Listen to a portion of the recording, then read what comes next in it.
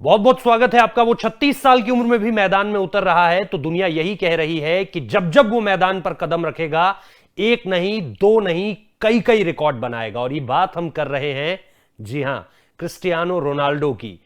Goals आज भी आए, गोल्स हमेशा से आते हैं, और जब जब गोल आते हैं तब तब रोनाल्डो रिकॉर्ड बनाते हैं। आज कौन से रिकॉर्ड बना दिए उन्होंने। जैसे ही उन्होंने 2 गोल दागे, पुर्तगाल की टीम 3-0 से जीती हंगरी के खिलाफ।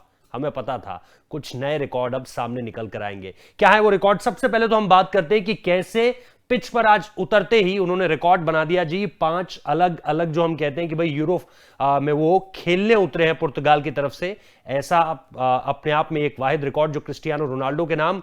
हमने देखा कि कैसे 2004, 2008, 2012, 2016 और अब भले ही इसे यूरो 2020 का नाम दिया जा रहा है, लेकिन 2021 में खेला जा रहा है, यूरो 2020 कहते हैं। यूरो 2020 में वो उतरे और उन्होंने निश्चित तौर पर पहले ही मुकाबले में यह बता दिया कि उम्र महज एक आंकड़ा है।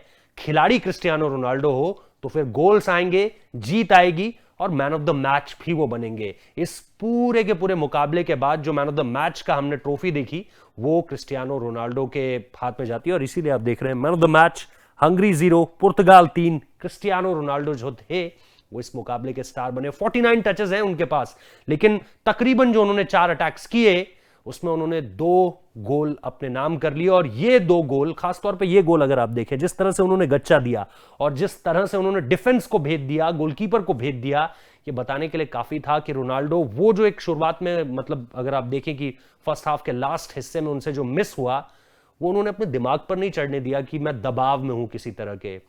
कूल, कंपोज, काम जिसे हम कहते हैं, वो चीज एक बार फिर आखिरी के मिनटों में रोनाल्डो की तरफ से दिखाई दी।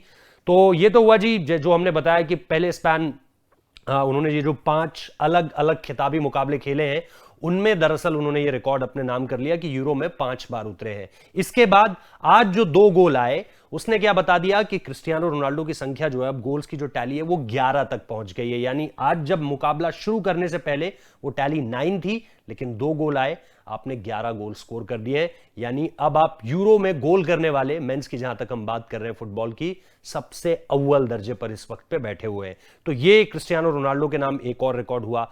एक दिलचस्प बात यह भी है कि जब आप 2004 के बाद से लगातार उनका करियर देखते हैं, वो किसी भी मौके पर पुर्तगाल के लिए खेले हों, 2004 का अगर आप यूरो देखें, 2006 का अगर आप वर्ल्ड कप देखें, 2010 का वर्ल्ड कप देखें, या फिर 2008 के यूरो में आए, या फिर 2012 जाएं, या फिर 2016 जाएं, या फिर 2018 जाएं, कोई भी बड़ा मुकाबला हो, क्रिस्टियानो रोनाल्डो गोल करने से चूके नहीं है पुर्तगाल के लिए। ये एक और खूबी है जो बताती है कि भाई कितना शानदार ये खिलाड़ी रहा है। ये चीज एक और उनकी कामयाबी को दर्शाती है आप लोगों के सामने। और इसके बाद जो हमने देखा कि भाई इंटरनेशनली अगर आप देखें तो अब सिर्फ अली हैं जो उनसे 3 गोल आगे हैं, और वहां पर भी वो जिस तरह की फॉर्म में दिखे आज पहले ही मैच में, ऐसा लग रहा है कि क्रिस्टियानो रोनाल्डो वहां तक पहुंच जाएंगे। 106 गोल हैं क्रिस्टियानो रोनाल्डो के। अब इस मुकाबले के शुरू होने से पहले वो 104 गोल पर बैठे थे, और अब वो 106 गोल।